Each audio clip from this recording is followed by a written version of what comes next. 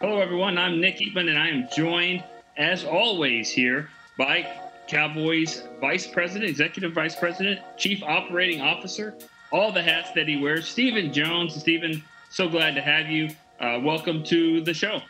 Well, it's great to be on, and I tell you what, guys, it's obviously been, unprecedented in terms of, what this country, what this world's been through over the past 5+ months, and to be sitting here on the cusp of getting ready to start a season, at times you wonder if you're ever going to get there, but to actually be here now, to have all our players here at the Star. I think our crew has done an amazing job of getting prepared to have these players in a safe environment so they can be safe. They can be safe for their families. And, we know we're going to have challenges along the way, just as we have getting to this point. But we feel really good about all the things that we put, all the steps, all the mechanics, all the processes that we put in place to keep our players safe. That's first and foremost for us. But at the same time, we're also excited about this football team, excited about this season. I know our fans are looking forward to it. It's certainly not going to be normal. We've accepted that. It's going to maybe take some time for our fans to accept it. But at the same time, I think they're going to see, as usual, what the NFL puts out is a great product. Great games, and we're certainly looking forward to it.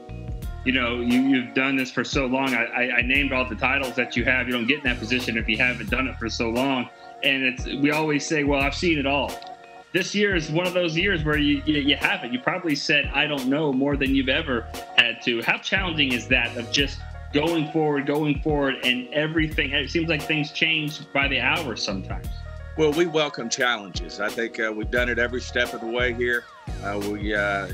With Commissioner Goodell's leadership, he pushed forward with free agency. I thought we had a great free agency period.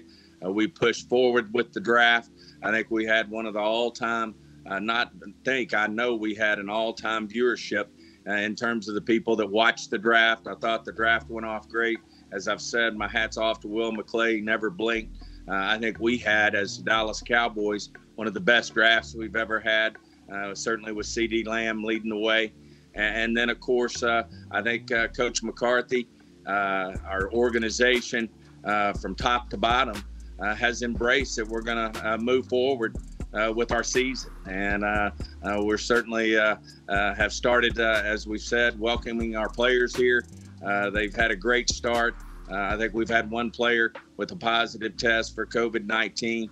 We certainly respectfully have had 2 players who've opted out to play this year, and we're ready to move forward. And I think our veteran players have a few more tests before they can start the strength and conditioning part of this. We're certainly getting to meet with our players, which fires us up, meet with them in person in a social distancing way so that we're keeping our staff, our players, our support staff safe. And we just feel good about where we're headed. Certainly in weeks to come, we're going to start to ramp up and then ultimately get these guys in pads. Yeah, and that's what I was going to ask you next. You have a little bit of a timetable there, I guess, in mid-August. There's a week of some non-padded practice, and then maybe you might know the specific dates, or at least, the next few days after that, you'll get on the field for a couple of weeks. Is that the understanding as we sit here right now, knowing everything can change? Well, as you said, Nick, it's option quarterback time here, football term, and I don't think anything's set in stone, nor should we. And as we move forward, we do think that there around mid-August, we'll start to see these players in pads, and certainly want to give them every opportunity to get themselves in tip-top shape for their safety. And then as we move forward, Coach McCarthy's going to get to see these guys work in pads and practice, and he certainly welcomes that. And getting ready for a mid-September start date. So, believe it or not, we're still got a long ways to go before that first game. It'll be different because we won't be playing preseason games. So we'll be just preparing our football team to play, which, can be an advantage for us because certainly people don't know all the wrinkles that what coach is going to bring to the table offensively, and certainly with the new staff in all areas, that can be a plus for the Cowboys. So we're fired up about it. Obviously, our number one goal is keeping our players safe, our staff safe, and then ultimately keeping our fans safe and putting a great product out on the football field. Does your evaluation process change at all with younger guys? Usually you say, man, I can't wait to get them on the field and let them play a preseason game like a Luke Gifford did last year and really shine until he got hurt. That not is the case anymore. So does it change with how you evaluate? Do you go back to college tape more? Well, we certainly have gone back and looked at some college tape. I walked in Will's office there at the start of this week, and he was actually reviewing these guys as we look. We'll have probably an earlier cut down than normal to 80. And these guys are just going to have to show on the field. Certainly every team is having to do the same thing. You're not going to get the looks and the feel for these guys like they would if they were playing in preseason games. But at the same time, we're going to get to see these guys in action, in pads, and see what they could do. And we could certainly see that in a guy like Luke Gifford, not only in games, but also in practice. So I feel like at the end of the day, between Will McClay and our scouting staff, between Coach McCarthy and our coaching staff, that we're going to pick the right guys to be on the football team this year.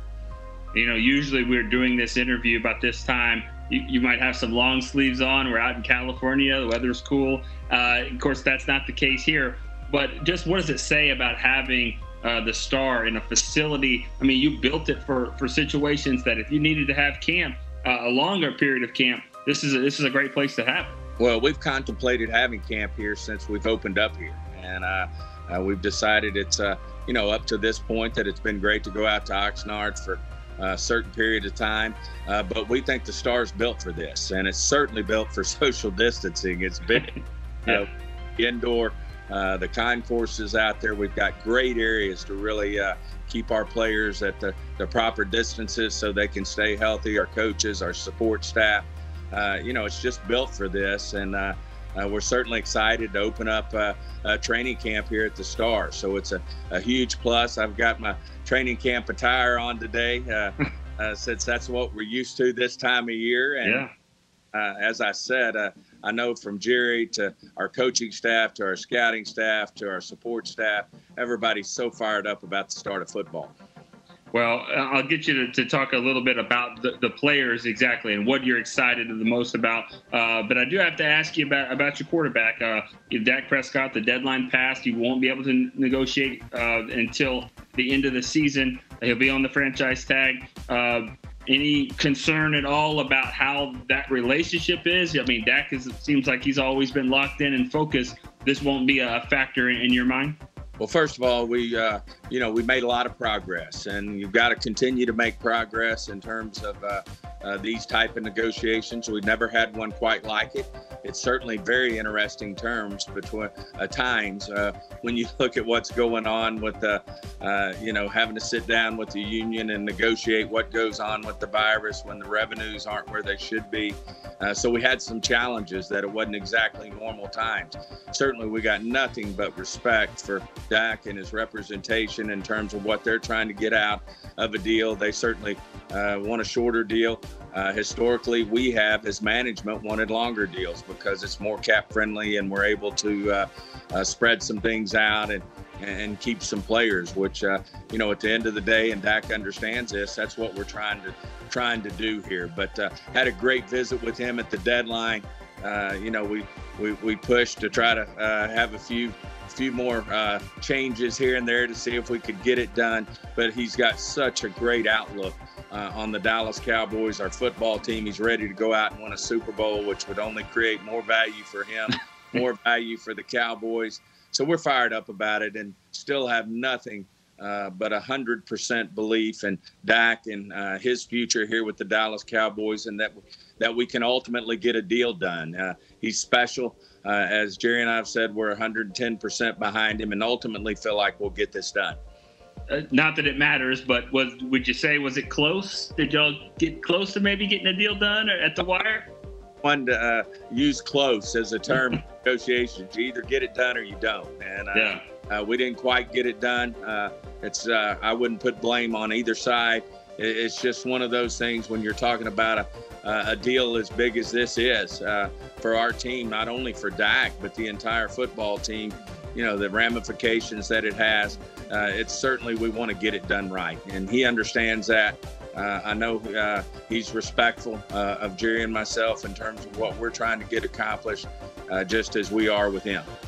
All right, I'll ask you 2 quick football questions. Give me a spot on your team. I know that you'll probably say all of them, but give me a position that you're really excited about. You think that this position is one that could really carry this team, offense, defense, just a position that you feel like you've really kind of shored up.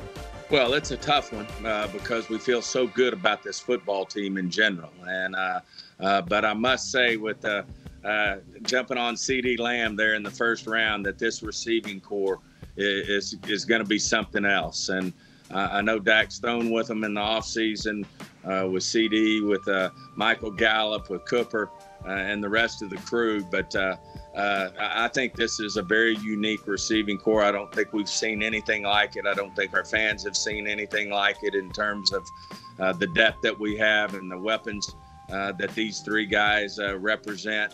And you couple that with the offensive line and a running game and a receiving tight end that we have in Jarwin. I know Coach McCarthy's excited, him and Kellen, to get a chance to work with these guys and certainly try to put together a dynamic offense. And then on the flip side, is there a position that you're, I wouldn't say worried about, but just want to, just kind of excited to see how it's all going to play out? Maybe in the secondary, you did lose some players there, or maybe another position on defense? Overall, we feel really good, Nick, but obviously, changing, our defensive coordinator up. We've had Rod there for so many years, but to see how these guys, Coach Nolan step in and work with our defensive front 7. And then, as you said, where all these guys are going to land on the back end of our defense. But we feel like we've certainly got a lot of talent there that can step up and really make a big difference. And we feel like that we are going to have an aggressive defense that can get the ball. We all know that's what it's all about, is takeaways. If you win that battle, you usually win the football game. And we certainly want to get better from that standpoint. A lot of changes all over the building. One of the big changes on the field, that defensive tackle spot. I mean, like you said, Rod Marinelli had a different type of guy in the middle. These guys with McCoy and Poe, you'll put Antoine, and Antoine looks small in this group. So that's an exciting part, I think, just to see how that defensive tackle position is going to shake out. Well, as I mentioned to start the show, I think we had a great free agency too. And Will did a great job with Coach McCarthy and the new staff of identifying some guys who could make a difference. And for us to get players like McCoy and Poe in here, to really shore up that defensive front was huge for us. So I agree with you. That's going to be exciting to see what these guys bring to the table, and then certainly are going to do a lot for D-Law and that crew out there. Certainly and Alden Smith's done a lot to change his life, and it's going to be real interesting because when he walks in the building, he looks like a defensive end. So it'll be interesting to see how he responds after not being in the game for a couple of years. Yeah, there's no doubt. We're excited to see what Alden Smith's going to do. Excited to see about Leighton Vander Esch coming back with Jalen Smith, Cheeto, corner safety perhaps. Maybe he might be moving around. You got a lot of corners over there. You're going to have to figure out that position. But as they've always said, all coaches say, can't have too many good cornerbacks. So that'll be a fun problem. A couple of them, and these guys are talented, and we're looking forward to see what we can do back there. All right. Well, Stephen, we know you're busy. We appreciate you coming in. This is unprecedented times, like you said, and you don't have a lot of solid answers, but you did a good job clarifying a few things for us. So we really appreciate it. Thank you, Nick. All right. See you. That's Stephen Jones, Cowboys Chief Operating Officer.